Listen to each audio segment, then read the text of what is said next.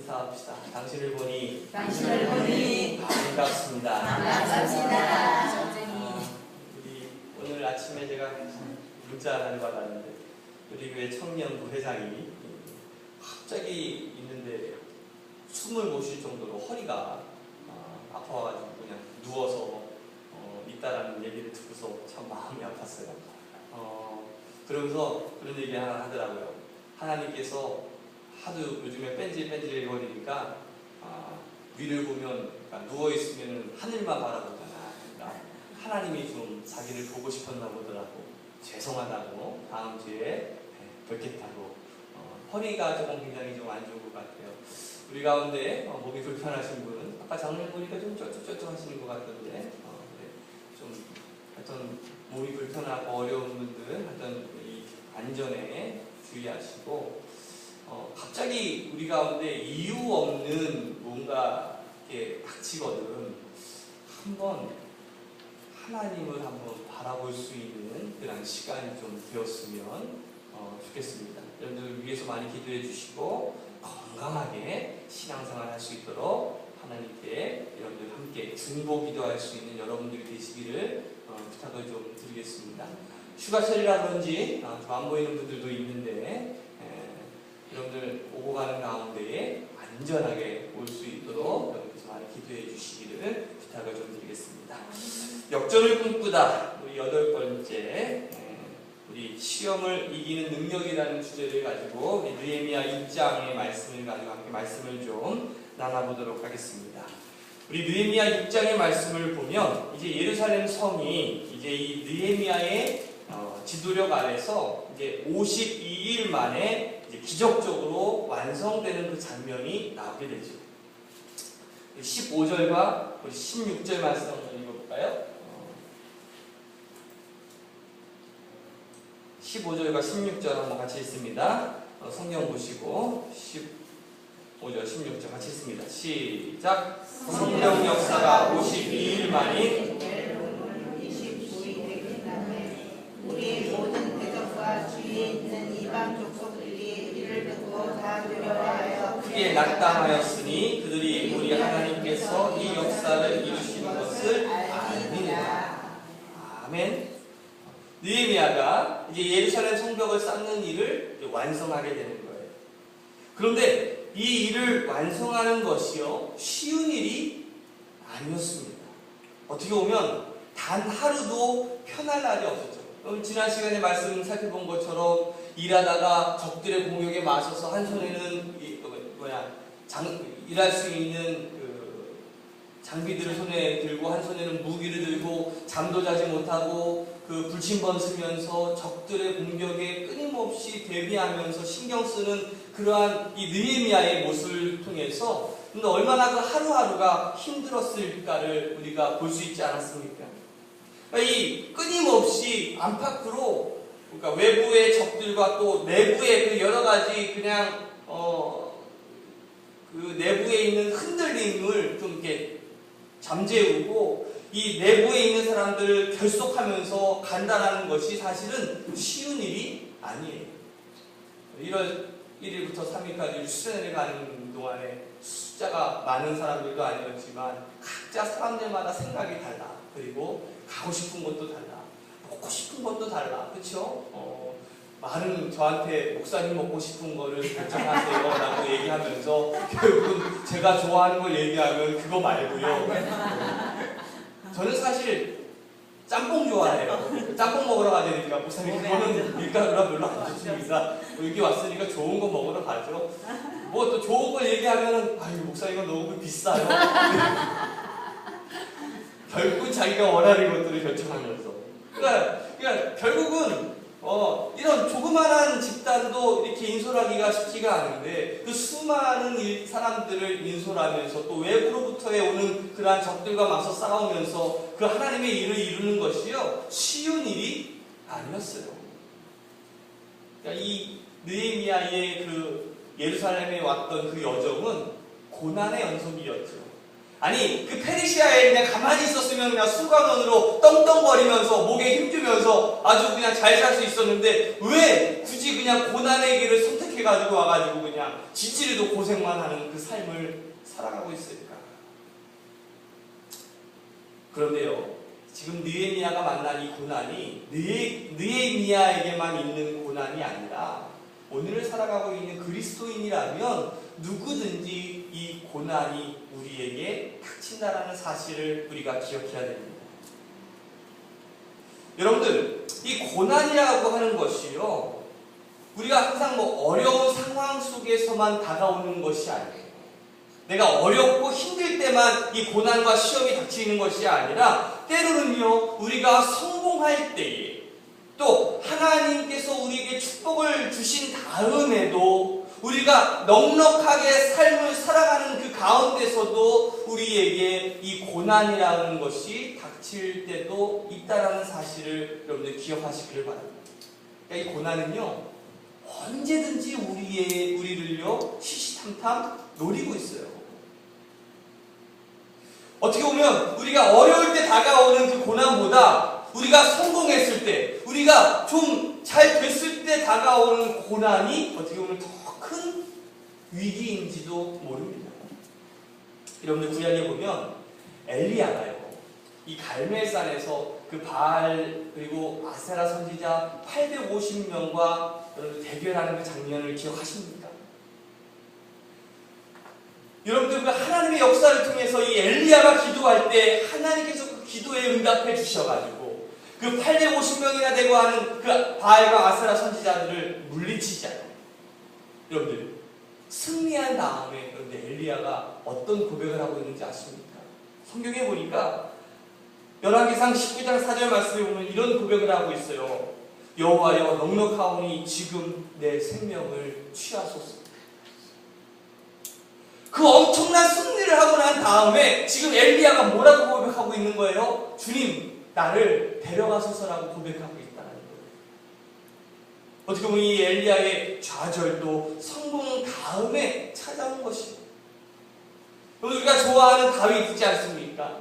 이 다윗의 가장 큰 위기도 어떤 것이었냐면 사울이 다윗을 죽이기 위해서 끊임없이 쫓아다녔잖아요. 그때 다윗이 가장 큰 위기였습니까? 아니었어요. 그때도 위기였지만 다윗이 가장 큰 위기는 어떤 때였냐면 이제 사방의 모든 적들을 이제 다 무찌르고 이제 자기가 친히 전쟁터로 나가서 싸움하지 않아도 될 정도로 이스라엘이 크게 그러니까 강성대국이 되고 난 다음에 이제는 자신의 왕궁에서 어슬렁 산책하면서 낮잠 자면서 그때 이 밧세바라고 하는 여인과 간음하는 사건이 이 심각한 도덕적 타락이 가져온 그 위기가 어떻게 보면 다윗의 인생 가운데 가장 큰 위기 아니었겠습니까? 어떻게 보면 가장 성공했었을 때에 그때에 오히려 어떻게 보면 가장 큰 그 인생의 위기가 닥친다는 사실을 기억하시기를 주님의 이름으로 축복합니다. 그래서 성경은요, 고린도전서 10장 2절 말씀에서 이렇게 우리에게 경고하고 있는 거예요. 한번 따라합시다. 그런즉 선줄로 생각하지 말고 넘어질까 조심하라. 제가 예상에 원래 계획이 없던 그 계곡을 갔잖아요. 수련회 동안에. 계곡에 가가지고 그래도 내 딸 하나 내가 간수 못할까 하면서 이렇게 거기가 계곡의 바위가 굉장히 험하더라고. 그래가지고 이렇게 소리를 들쳐매고 그냥 바위를 하나 건너뛰었어요. 그랬더니 그 발을 잘못 디뎌가지고 발목이 이게 확 돌아갔네. 그래가지고 지금 발에 상처가 난 거예요. 나는 괜찮을 거야. 나는 운동도 좋아. 나는 튼튼해. 이런 교만이 여러분들 서 있다고 여러분 안심하지 마십시오. 언제든지 여러분 넘어질 수 있는 위기가 우리에게 찾아옵니다. 이 느헤미야에게도요, 이제 예루살렘 성이 건축하게 될 무렵, 그러니까 오늘 성경에 보니까 이제 문짝만 달면 되는 거예요. 이제 다 완성하고 문짝만 이제 딱 다는 그 시간만을 남겨두고 있는 그때에 어려움과 위기가 닥쳐오는 거예요. 그런데 이 위기가 닥쳤을 때에 이 느헤미야는요 넘어지지 않았어요.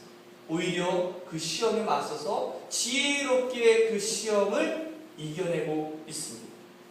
오늘 이 본문의 말씀을 통해서 이 느헤미야는요 믿는 우리들이 시험을 만나게 될 때, 시험을 당하게 될 때 우리가 어떻게 대처해야 되는가라는 그 모범을 우리에게 보여주고 있는 거예요. 그럼 오늘 느헤미야가 어떻게 그 시험을 이겨내고 또 대처했는지를 살펴보면서 오늘 여러분들에게 임한 그러한 시험도 능히 이길 수 있는 우리 믿음의 새로운 한끼 성도들 되시기를 주님의 이름으로 축복합니다. 우리 첫 번째 공격은요, 사마리아 총독이었던 이 산발랏을 통해서 오게 됩니다. 그러니까 이 산발랏이 거짓 공격을 하게 되지요. 자, 2절과 4절 말씀 한번 읽어볼까요? 시작. 산발랏과 게셈이 내게 사람을 보내어 이르기를 우리가 오노 평지한 동에서 서로 만나자 아니 실상 나를 해하고자 하니더라. 4절. 그들이 4번이나 이같이 내게 사람을 보내되 나는 똑같이 대답하였더니. 자, 이 산발랏과 게셈이요 느헤미야가 성벽을 완성하지 못하도록 아주 교묘한 작전을 피게 됩니다. 전에는 어떻게 했어요? 무력 시위를 했잖아요. 막 폭력을 사용해서 또 죽이려고 하는 그러한 위협을 통해서 방해를 하려고 했지만 그게 통했어요? 안 통했어요? 안 통했죠. 그러니까 이제 작전을 바꿉니다. 뭐라고 작전을 바꾸냐면 이제 너와 내가 만나자라고 하는 거예요. 어디에서? 오노 평지에서.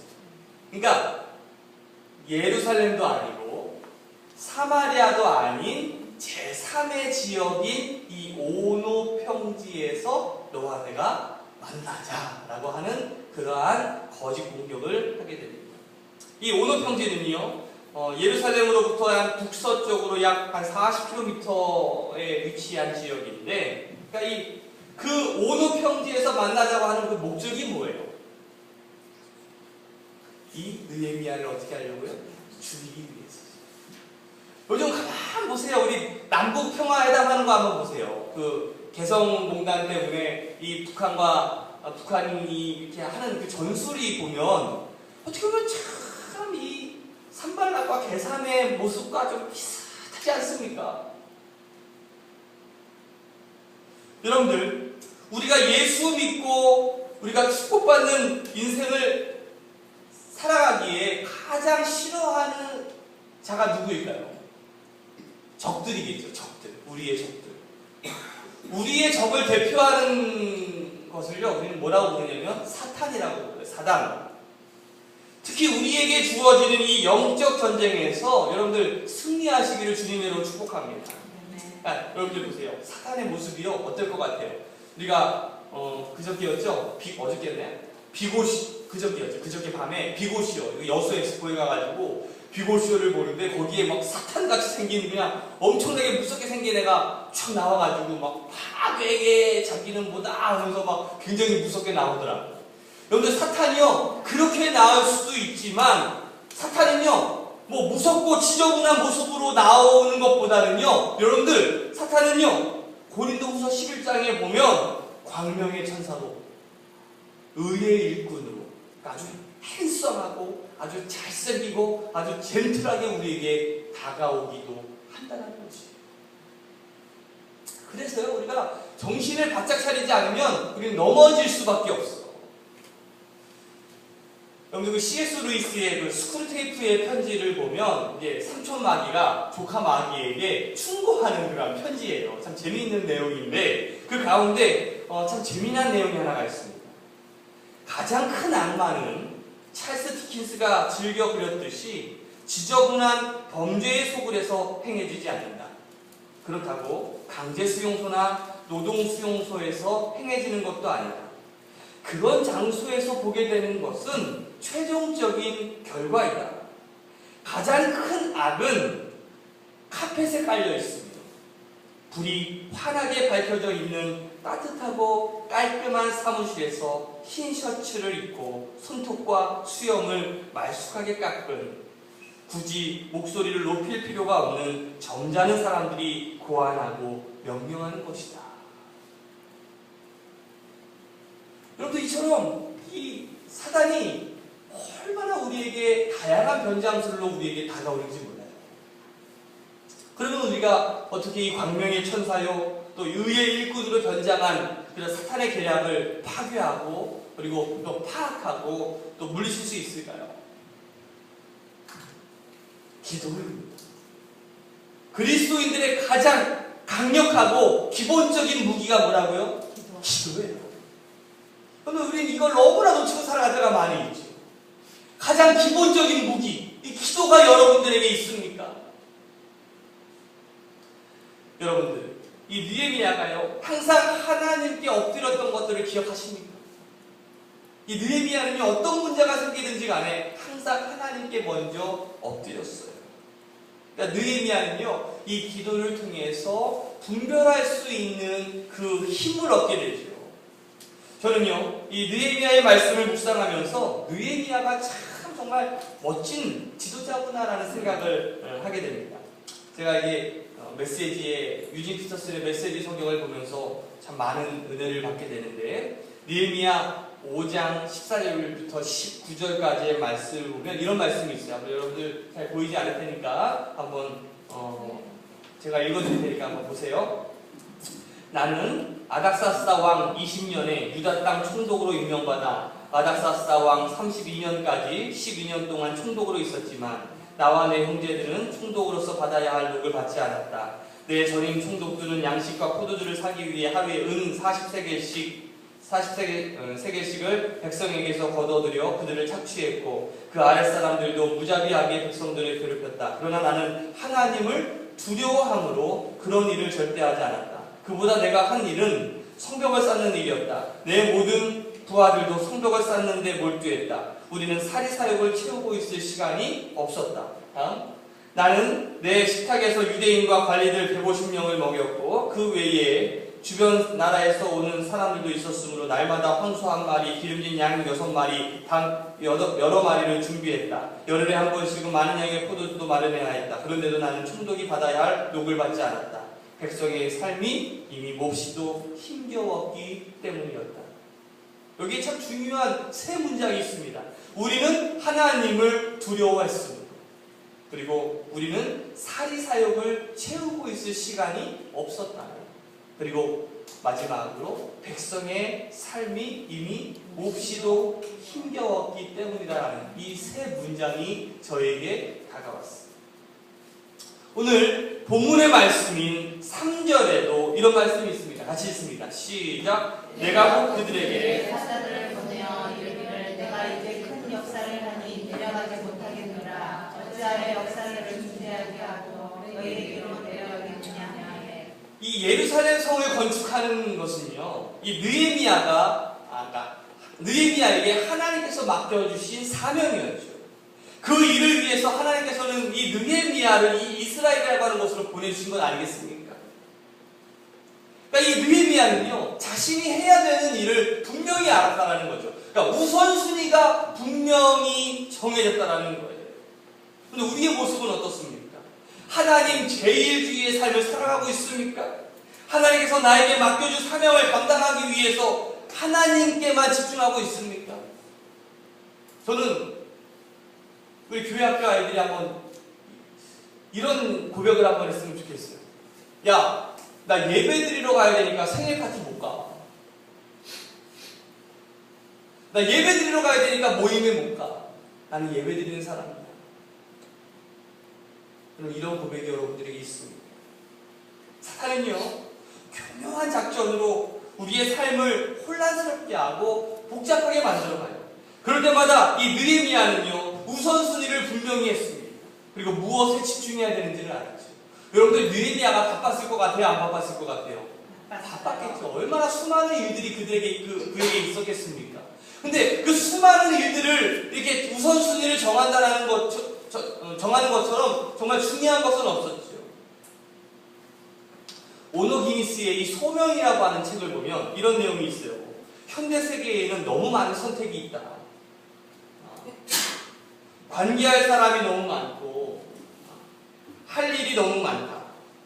볼 것, 읽을 것, 따라잡을 것과 쫓을 것이 너무 많다. 사야 할 것이 너무 많다.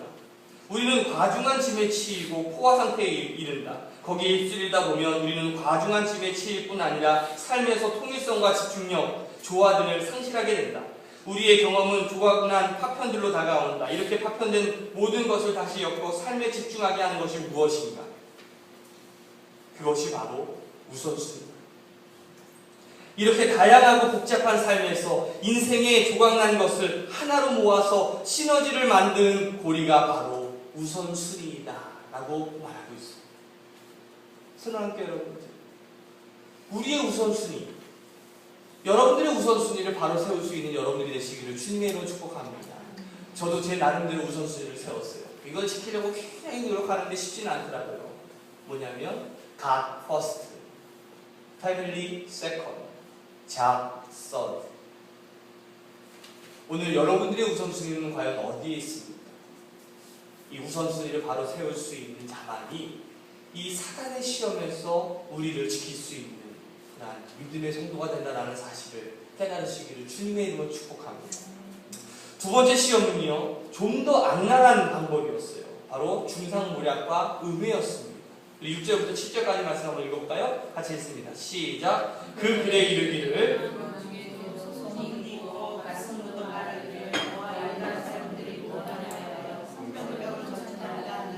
내가 그 말과 같이 왕이 되려 하는도다. 또 내가 선지자를 세워 예루살렘에서 너를 들어 선전하기를 유다의 왕이 있다 하게 하였으니 지금 이 말이 왕에게 들릴지라. 그런즉 너는 이제 오라 함께 의논하자 하였기로. 자, 산발렛이요, 이 느헤미야에게 거짓 회담을 한 4번째 보내게 됩니다. 그럴 때마다 느헤미야는 거절을 하게 됐죠.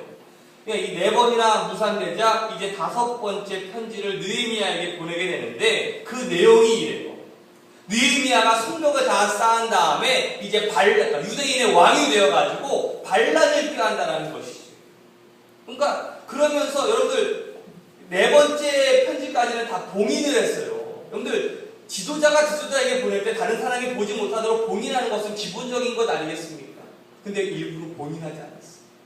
예를 들어서 제가 누구에게 편지를 보낼 때, 야 동근아, 이거 정말 중요한 편지야. 여기 중요한 것도 들어있어. 안전하게 좀 갖다 줘라. 그러면 동근아, 네가 그 편지를 딱 들었을 때 마음이 어때? 보고 싶어 안 보고 싶어? 보고 싶어. 사람은 다 그렇잖아. 그러니까 뭔가 중요한 내용을 나도 알고 싶은 마음이 있는 거예요. 그러니까 동하지 않은 편지를 보냈다는 것은요, 보내는 자들로 하여금 그 내용을 어떻게 하라는 거예요? 이렇게 알리라는 거죠. 그 내용이 어떤 내용이었어요? 유대인의 왕에 대해서 누가? 느헤미야가 반역을 꾀한다는 내용이었어요. 여러분들, 그 이야기를 통해서 그 수많은 이스라엘 사람들이 듣게 되었을 때 여러분들 어떤 생각이 들었을 것 같아요? 야, 느헤미야가 지금 하나님의 영광을 쌓고자 했다라는 게 아니라 지금 지가 왕이 되어가지고 지금 반역을 꾀하려고 그러는 거였어? 정말 그랬던 거야? 내가 지금까지 예루살렘 성벽을 쌓던 게 지금 죄를 위해서 왔던 거야? 그치요? 이런 분위기가 그 가운데 얼마나 지속했을까?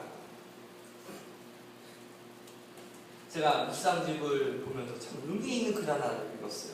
근데 보이시는 분들은 한번 읽어보시고 제가 읽는 것들 한번 잘 들어보시기를 바라요. 나는 누구에게도 치명적인 타격을 가할 수 있는 힘과 기술을 갖고 있다. 나는 상대방을 죽이지 않고도 이길 수 있다. 나는 가정과 교회와 국가를 파괴한다. 나는 어떤 건장한 사람의 건강도 파괴할 수 있다. 나는 어떤 담대한 사람의 인생도 파괴할 수 있다. 나는 날개를 타고 바다를 여행한다. 순결한 사람도 내게는 무력하며 정의로운 사람도 내게는 무력하다. 나는 진리와 정의와 사랑을 경멸한다. 나는 나의 희생자를 전 역사에, 전 나라에, 전 세계에 갖고 있다. 나는 바닷가의 모래알보다 더 많은 노예를 거느리고 있다. 나는 결코 망각하지 않는다. 나는 결코 용서하지도 않는다. 내 이름은 중상모략이다. 이 모략, 이 혀의 범죄로 우리는 얼마나 시달리면서 살아왔습니다. 아니, 내가 시달린 것도 있지만 내 혀로 수많은 사람들을 괴롭히면서 살아갔던 적은 없으십니까? 어느 청교도가 자신이 중상모략의 범죄를 저지르지 않도록 자신만의 원칙을 세웠대요. 3가지 원칙이 있는데 첫 번째가 뭐냐면 이것이 사실에 근거한 소문인가? 둘째, 내가 이것을 본인에게 확인했는가? 셋째, 그것이 사실이라고 할지라도 내가 들은 말을 다른 사람에게 전달하는 것이 하나님께 영광이 되며 내 형제들에게 유익한가? 여러분들은 어떻습니까? 여러분들은 그러한 중상모략의 말을 들으면 그냥 말을 그대로 옮기는 편입니까? 아니면 그 사실의 진위를 따져오며 그냥 침묵하며 이게 하나님의 영광에 이르는 것이 아니라면 그냥 나만 알고 멈춰야지, 그런 마음을 갖고 있습니다. 보통 세상 사람들은요, 입에서 입으로 옮기면 조그만했던 돌이 이제는 큰 바위로 바뀌게 될 때가 너무나 많이 있죠. 지갑을 훔친 도둑이 지금은 지갑을 뺏은 강도로 바뀌어 있어요. 이제는 뭐예요? 사람을 죽이고 지갑을 강탈했다는 이야기까지 가게 되죠. 이처럼 말이라는 것이 얼마나 무서운 것인지 몰라요. 그래서 이 청교도인이 이 세 가지 질문을 통해서 자신의 혀와 언어 생활을 조정하기로 결정했던 것처럼 여러분들의 삶도, 여러분들의 혀도 하나님께 좀 맡길 수 있는 여러분들이 되시기를 주님으로 축복합니다. 어느 주일학교 학생이 어머니에게 와서 이렇게 묻습니다. 엄마, 도둑질하는 것과 거짓말하는 것 중에 어느 것이 더 무서운 범죄예요? 엄마가 한참을 고민하다가 대답합니다. 글쎄, 아마 도둑질이 더 나쁜 건 아닐까? 그러자 아이가 이렇게 대답합니다.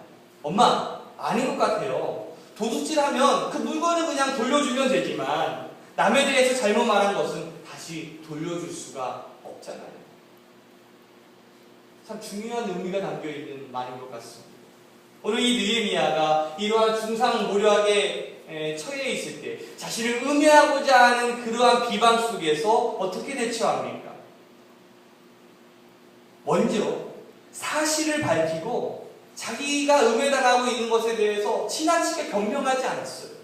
사실을 그냥 있는 그대로 밝히고 그냥 사람들에게 다니면서 내가 정말 그런 게 아니야 이렇게 변명하면서 다니지 않았다는 거예요. 8절 말씀 한번 읽어볼까요? 같이 읽습니다. 시작. 내가 사람을 보내어 그에게 이르기를 내가 말하바 이런 일은 없는 일이요 내 마음에서 지어낸 것이라 하였나니. 느헤미야는요, 사실을 그냥 사실대로 말하고 지나친 변명을 하지 않았습니다. 여러분들, 우리가 때로 모함을 당하게 될 때 막 변명을 하게 될 경우에 어떻게 보면 그 일이 더 커지게 될 때가 있지 않습니까? 그러니까 이 느헤미야는 그것을 알았던 것 같아요. 그래서 어떻게 합니까? 엎드렸어요. 하나님께 엎드립니다. 본문 말씀 보니까 이는 그들이 다 우리를 두렵게 하고자 하여 말하기를 그들의 손이 피곤하여 역사를 중지하고 이루지 못하리라 함이라. 이제 내 손을 힘있게 하옵소서 하였노라. 이제 내 손을 어떻게 해요? 힘있게 하옵소서. 하나님께 기도하는 거예요. 정말 다른 사람이 나를 이해해주지 못하고 모함할 때 정말 그냥 내가 할 수 있는 게 뭐가 있습니까? 그때 하나님께 엎드려서 하나님께 간구하는 것밖에 더 있겠습니까? 하나님 나를 도와주시옵소서. 그러니까 느헤미야는 자기를 반항하거나 변명하기보다는 더 위대한 방법을 선택하는 거였죠. 나를 아시는 하나님, 나의 결백함, 나의 진실함을 아시는 그 하나님께 자신의 마음을 쏟아놓고 기도하는 이 느헤미야. 여러분들, 만약 우리에게 이 느헤미야와 같은 사건이 닥친다면 기도할 수 있을까요? 아니, 계속해서 자신을 방어하기 위해 기도하기보다는 이 사람 찾아가서 야, 나 그게 아니었어. 나 정말 그게 아니야. 나를 좀 믿어줘야지. 저 집 가서 이 집 가서 변명하고 해명하고 정말 그런 분주한 삶을 살아갈 수밖에 없지 않을까요? 그런데 느헤미야는 그렇게 하지 않았어요. 그냥 변명하고 해명하면서 자신의 시간을 빼앗기면서 돌아다니기보다는 하나님이 자신에게 맡겨준 그 사명을 끝까지 감당하는 것을 선택하기로 합니다. 느헤미야의 기도는요, 어떻게 보면 자기를 알아달라고 하는 기도가 아니라 자기의 방어를 위한 기도가 아니라 하나님의 영광을 위한 기도였다는 것이고, 참 중요한 말씀이 있는 것 같아요. 우리는요, 가끔 막 기도를 보다 보면 자기의 억울함을 막 호소하는 기도들이 있어요. 참 막 통성기도 하는데 자기가 이게 억울하고 이게 억울하고 이게 억울하고 그게 기도가 아니라 그냥 자기 억울함만 막 해소하는 기도를 할 때가 많이 있는 것 같아요. 오늘 여러분들의 기도는 어떻습니까? 참 대단한 건요.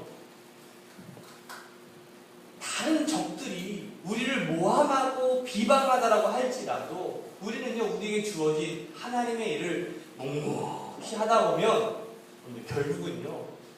결국은 그 진실이 드러나게 됩니다. 변명하면서 해명하면서 쫓아다닐 필요 없는 거예요. 그냥 묵묵히 여러분들이 해야 할 하나님의 일들을 해나가는 순간에 모든 것이 자연적으로 풀리게 됩니다. 오늘 그러한 믿음의 성도들 되시기를 주님의 이름으로 축복합니다. 마지막으로 타협이었어요. 어떻게 보면 이 시험이 가장 큰 어려움이었는지도 몰라요. 이 산발락과 그 대적들이요, 이 느헤미야가 자신들이 쏜 화살을 이제 자꾸 피해가니까 느헤미야 진영에 있는 선지자를 어떻게 하냐면 매수합니다. 우리 10절 말씀 한번 읽어볼까요? 시작.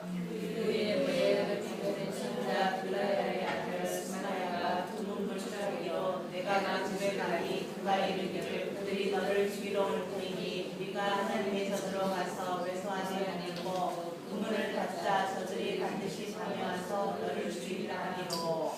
아멘.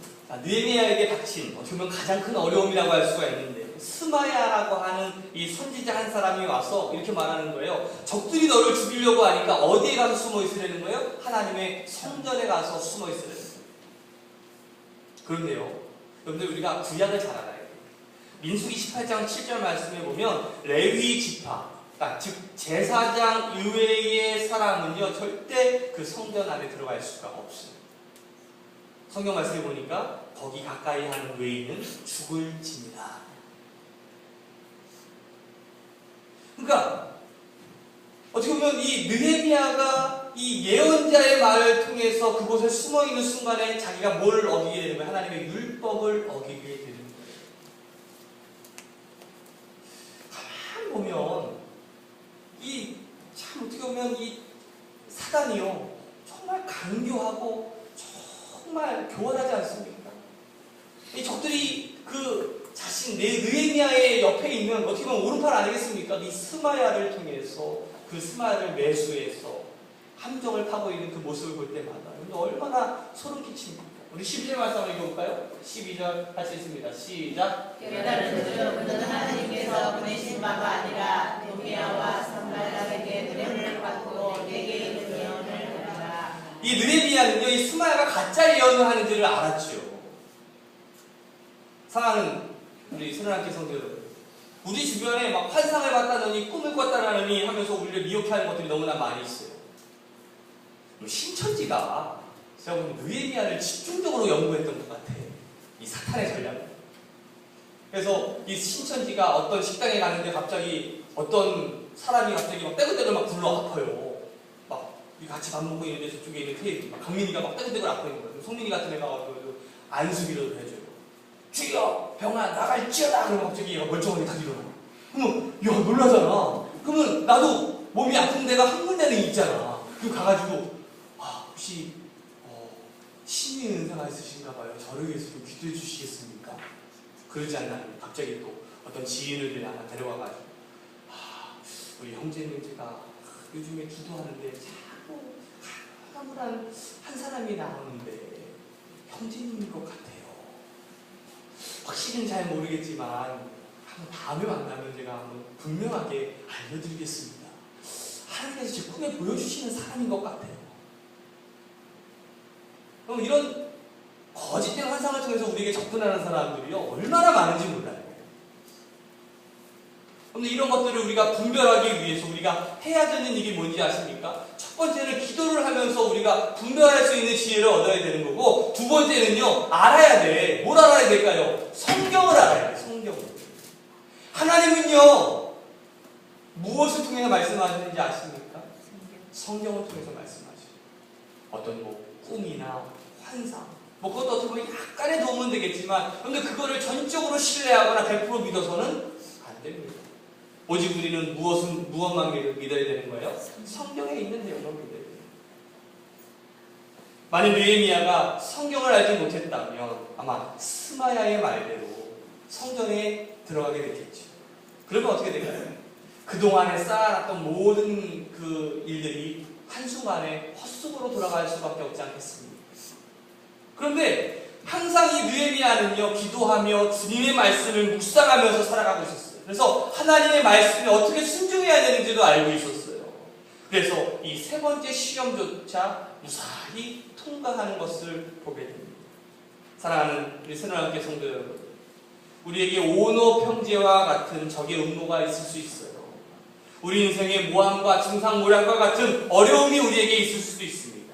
거짓 예언과 환상과 같은 것을 통해서 우리를 미혹하게 하는 시험이 있을 수도 있습니다. 여러분들, 이 시험에서 승리하십시오. 하나님께 엎드리시고 하나님의 말씀을 누구보다도 사모하셔서 여러분들이 하나님의 지혜를 구하고 하나님께 순종을 구하게 될 때 능히 이겨낼 줄로 믿습니다. 기도하겠습니다.